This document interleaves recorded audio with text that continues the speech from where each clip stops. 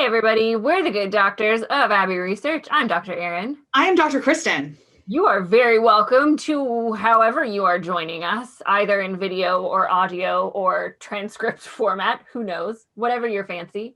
We are doctors. We're both PhDs and social scientists who love and are not vaguely, we're actually obsessed with talking about all forms of culture, both lived and popped. My cat is joining us in this video, if anybody sees her down here. She's a charmer. We are educators who focus on empathy and inclusivity by examining popped and lived culture around the world. And we focus on anything from what we thought about this year's live Oscar broadcast to religion and imprisonment in The Handmaid's Tale to gender and representation on Glow, which was an underappreciated show that we love. Seriously underappreciated, yeah. Oh, we love that show so much. But we talk about all of those things. We talk about them all the time with each other. We turn on the microphones and the recording devices for y'all. So join us today. This video is part of a series we called Colonizer's World Tour, which is a mouthful, but so was colonization. So we're kind of okay with it. I feel like we should spin a globe or something like every time. Yeah, like, fun with flags, in the spirit of Sheldon, but with actual empathy. Our idea was that there's a whole host of the planet to get to know, and a key part of 99.999% of the countries is how they dealt with colonization and how the legacy of colonization continues to affect how they interact with the world. So we're taking it country by country. This week is Indonesia. We're in the Oceania realm of the world. This was a former Dutch colony. It was some other people's colonies too, but primarily Dutch. And not since 1949 though. And since 1949, they've been some level of a democracy. And we say that's important because their third president who was president for like a calendar year. A calendar year is the focus of today's art that we are watching. Every week we do a quick video, which posted yesterday on some basics about the country. And then we consume a piece of art made as best we can, as often as we can, by folks who are from that country. We've been stymied a few times by Yemen, mostly. But we have been delighted that through Netflix, Hulu, and Amazon Prime, we have been able to consume largely art made by folks in those countries. Yeah. And today's art is a 2012 movie called Habibie Ainun. It is a biographical hagiography about the third president, again, who was there for a year. It's a part of a series of some fashion and came out right after the gentleman's death. Yeah, for those of you that don't know, a hagiography is a biography of a saint. Yeah. So he's not literally a saint, but he probably should be if this is how Indonesia feels about him. So if this is how Indonesia feels about President Habibie, then, I mean, Islam doesn't have saints, but they might invent something. The movie is boring as all hell. I'll just get it out of the way. But it's the story of basically his marriage, entirely from his perspective, which is that he is perfect and his wife is an angel. Yep. It is a great example of a movie where lots of things could happen and yet nothing does. And that's it. Like, we don't really want to get into the plot because honestly, we were slacking back and forth with each other being like, how is there still 37 minutes left? How is this not moving? We both watched it on 1.5 speed on Netflix and we were still bored. It was still slow. Like, I don't understand how it was still slow when I sped it up. Yeah. The content of the film is neither here nor there. The man loved planes and loved his wife. Because there's a couple, like, he was part of the government of this guy that the world has called a dictator. Yeah. Very complicated legacy on the island of Indonesia. So you could talk about that a little bit. They don't. He was a good president by every other article that I read, and that he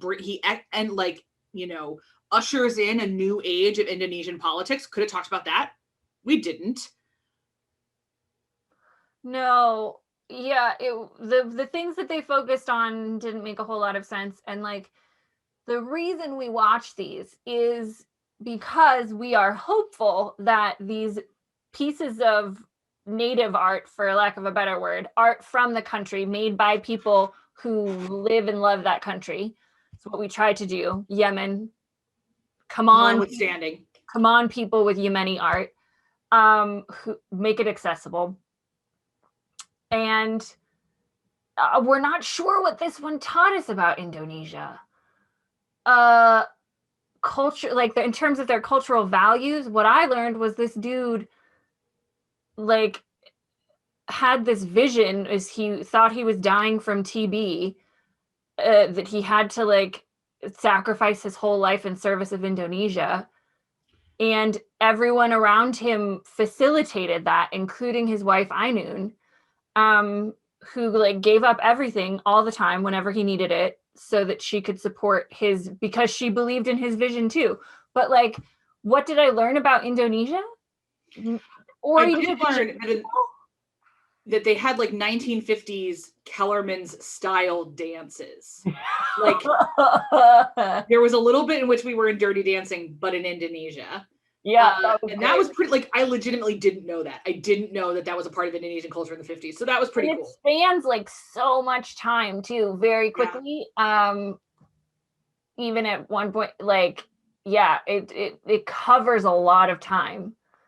And so I'm not sure, I'm not comfortable recommending it if if people want to engage. And so if anybody out there has recommendations or places to find other films, if anyone out there is from Indonesia and wants to tell us if this movie is really popular and why it's really popular, and like, and if you could also tell us, is Habibie a saint? in the way that you could have them in Islam, I don't know. It's very nationalist friendly. Like it's very much about like the state of Indonesia and his contribution to it. Yeah, but it's like not about the people of Indonesia at all. It's about the idea of the nation state of Indonesia after Surutu. Isn't that his name? The guy, I'm blanking. Suharto, that's how we say it.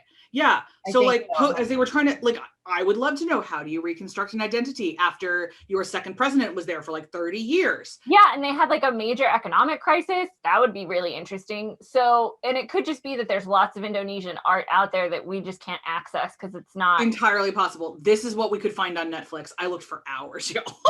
So, this is what we could find. I did not want to stick with this option. So yeah, hopefully somebody out there watching or listening to this can give us some recommendations. We would love to learn more and engage more with art from Indonesia. It's just not going to happen about our boy Habibie. No, I'm pretty cynical about him at this point. So I'd like to go out. Now, I don't need, if you don't want to talk to us about the dictator years, like totally cool. We get it. It sounds like that legacy is really complicated and a lot of people are even uncomfortable with us using the word dictator. I respect that. But it is the year of our Lord 2021. And I feel like there's probably at least one more story to tell. So I'd really love to encounter that. And also all the other art that I tried to find about Indonesia was movies about American tourists in Bali. What was filmed in Bali? What was it? Skull Island or something? Skull Island was the Blue Lagoon was filmed in Bali. The beach, that Leonardo DiCaprio thing that he tried to follow up Titanic with to show us he was a serious actor. I'm a serious actor. Then of course The Impossible, which we mentioned in yesterday's video with Naomi Watts, Ewan McGregor, and Tom Holland as a family that was trapped. But it's all very European. That's all Eurocentric stuff. Yeah. I mean, I almost had us watch Blue Lagoon out of desperation. But I wanted to find something in an Indonesian language. And so we found this. You did the Lord's work. They did not reciprocate on the Lord's work on their end in this film. It is Hallmark Hall of Fame, Sunday night at 7 p.m. schlock that, like, this is why people don't watch biopics. That score was something else. It was so manipulative and saccharine. Oh my gosh. So syrupy. It gave me cavities. Yeah. Score. Join us next week for I think we're done for Indonesia. I've got a book review coming out on our sister channel called Abby Research Reads, where I'll be talking about this book, Andrea Harada's book, The Rainbow Troops. This is the #1 book ever published in Indonesia. Yes. It is a quasi-autobiography. And let me tell you, this guy's life is really different than Habibie's. So I'll be talking about that on the our sister channel. But in terms of this main channel, we are in fact done with Indonesia. For now, we will continue to learn and grow and evolve. We hope to hear from you. However you are engaging with our content, with recommendations, thoughts, questions, comments. But we will see you all next for Fiji or whatever video or podcast of ours you choose to listen to next. And we'll see you then. Bye, everybody.